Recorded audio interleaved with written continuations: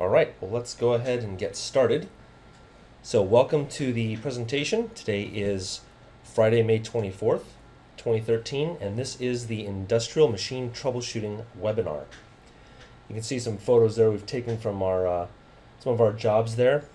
I am your presenter, Robert Hirabayashi.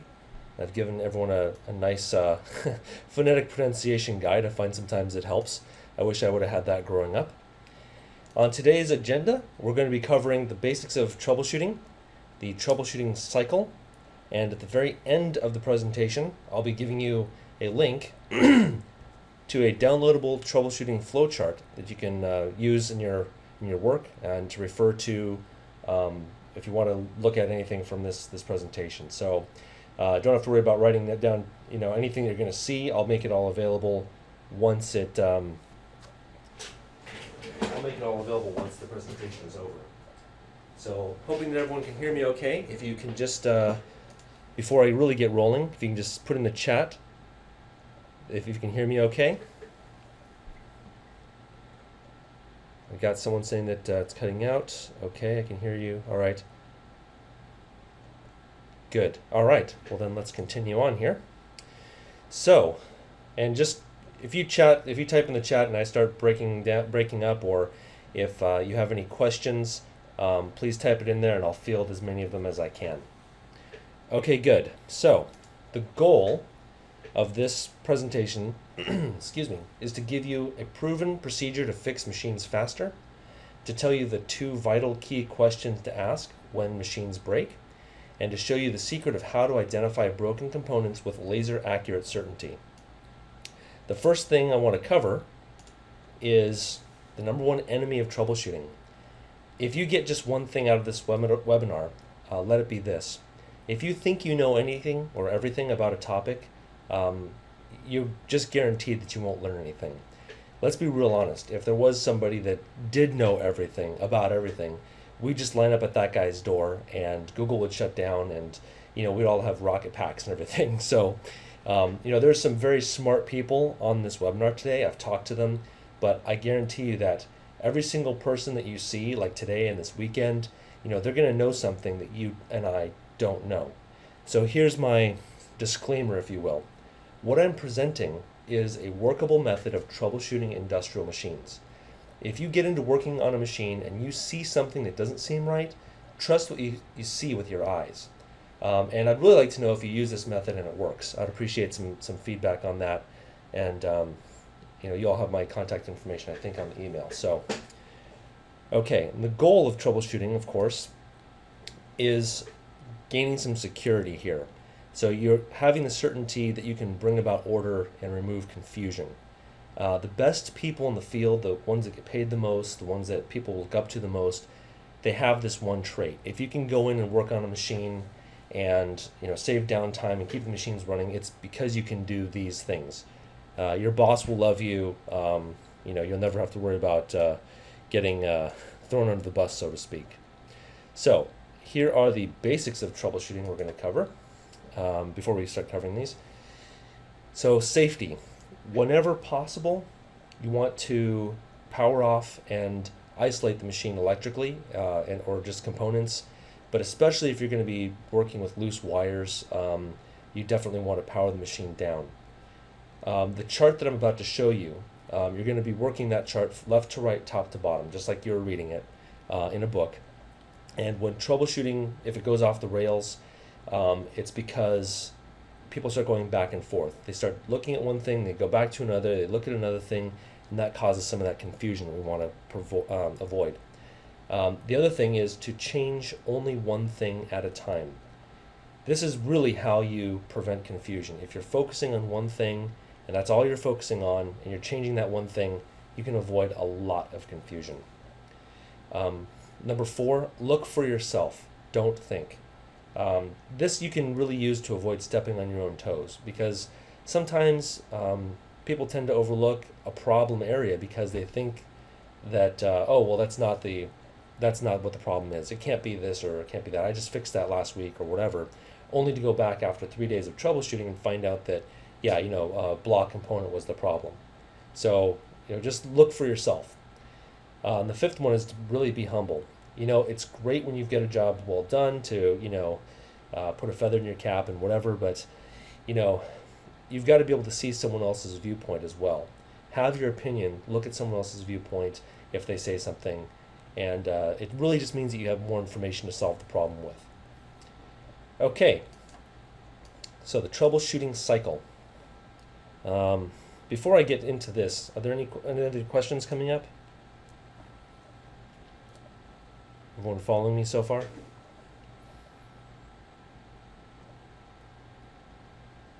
Okay, good. I'm going to continue on. All right.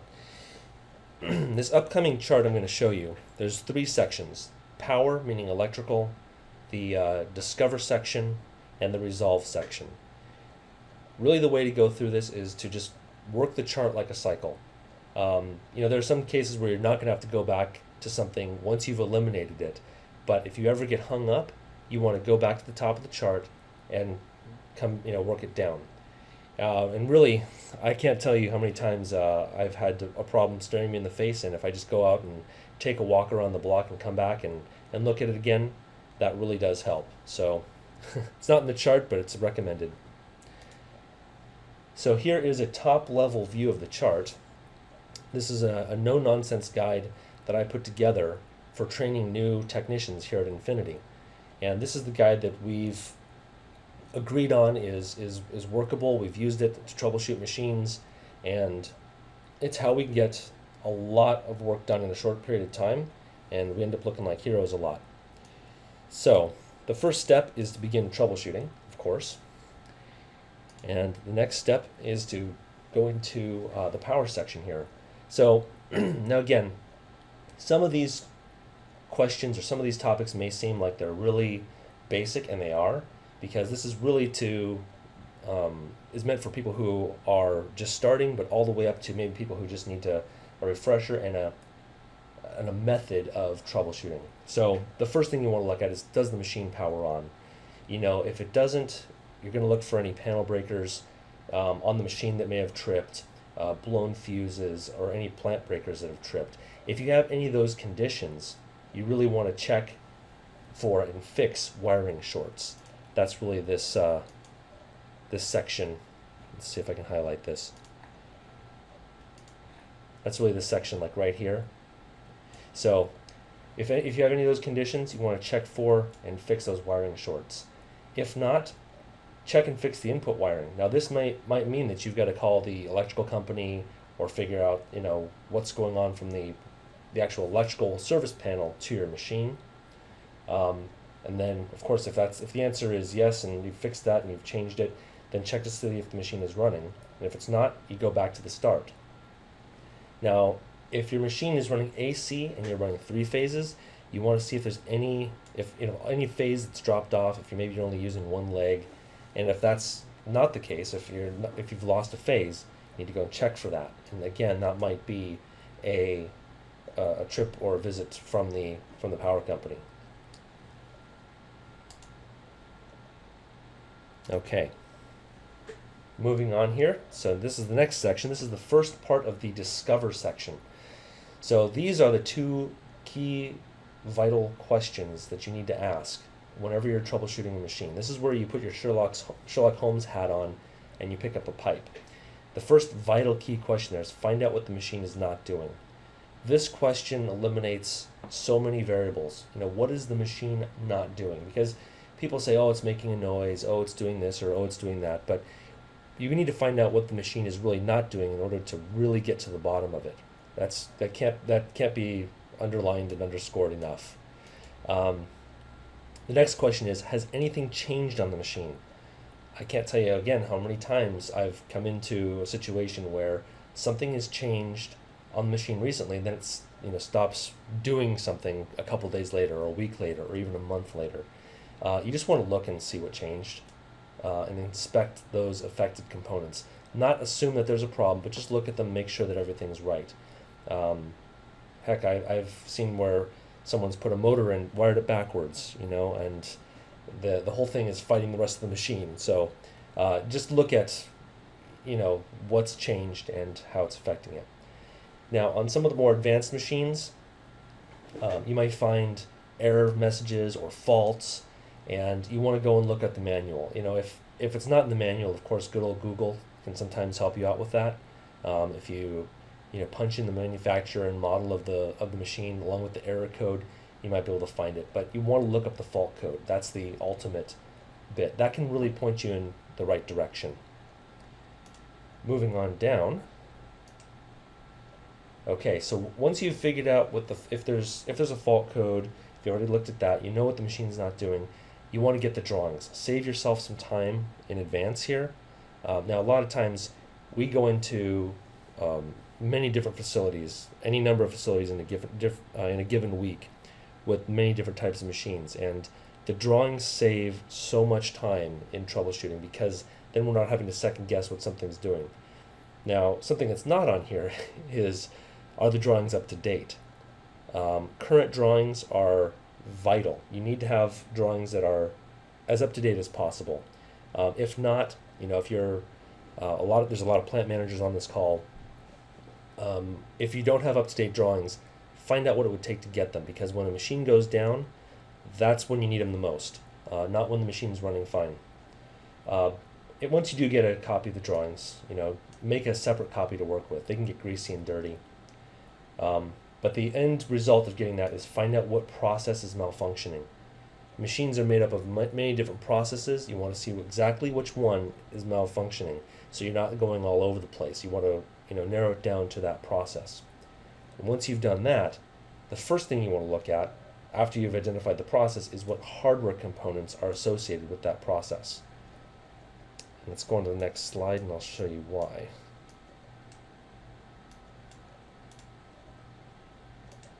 Okay. So this is where we get into the resolve section of the troubleshooting. This is where you put down the Sherlock Holmes hat and the Sherlock Holmes pipe and you pick up the tools and put on the gloves. This is the hands-on section. You want to inspect the mechanical function of each component. If there's multiple components, you want to go through and look at each one. So, for example, if it's some sort of like a metal, like slitting line or something like that, and it's just the winder rollers. Well, you're gonna look at that particular section of it, and you're gonna ignore the rest for the time being. First question you're gonna ask is it working mechanically? So if you can turn it on, you can look at it, fine. In the case of like any type of web process where you've got, mechanical components attached by product, be that a strip of metal, paper, wire, whatever, you may actually need to take the product out of the machine in order to see if inspect it to see if it's working mechanically. And if it's not working mechanically, check all the mechanical connections and then replace or fix the component. And then this line going down, if you see on the side here, it actually goes down to if it did that, fix it. So if you find a problem, fix that first before continuing on. Now, if it is working mechanically, and if the component has a electronic component to it, like let's say a motor or an encoder or some sort of feedback device, you want to see if it's getting an incoming signal. Now that could mean a traditional electrical signal, like analog or digital, but it could also be, in the case of like gearboxes or something, that incoming signal could be something as simple as a spinning shaft from a motor, So you want to check that out. Check out the drawings, trace out the wires if there are any electrical problems. If the motor's not spinning, obviously, the motor is the problem. But you want to fix any wiring issues, and again, that tree goes down to fix it. How's everyone doing so far?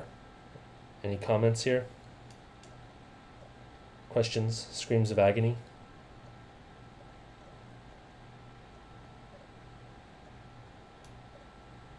Okay, good. I'm going to go ahead and continue on. All right, the next part of the resolve step here. All right, is the signal arriving when it should?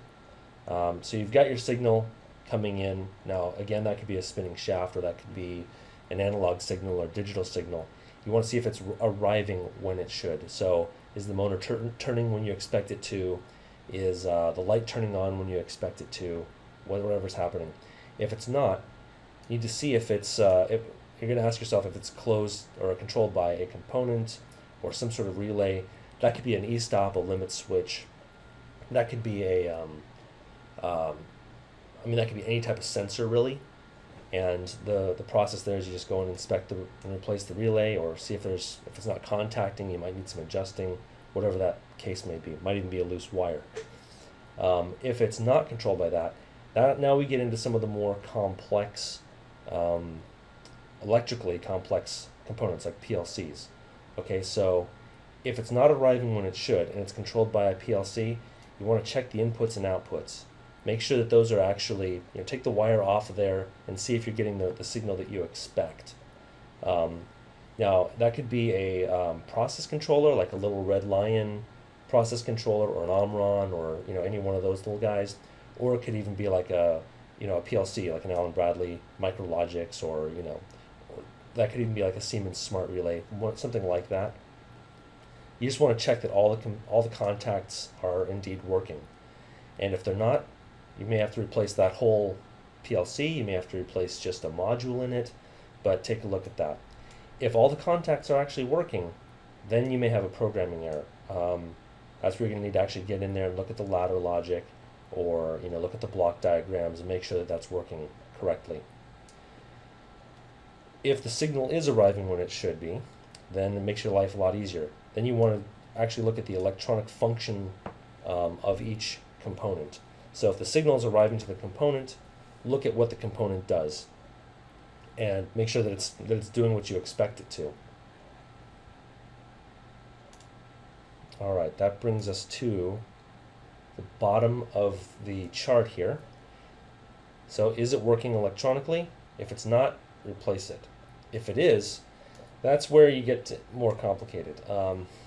If everything appears to be working, that's where it gets really tricky. That's where your drawings are really going to come in handy, especially if you've got them up to date. Trace out the wires to the affected components and fix the bad wiring. Look for it. One of the signs that we look for when we go into a shop to see if there's any sort of problems with the machine is there a bunch of patchwork in the panel? Sometimes, you'll see like little wire nuts on wires and things like that.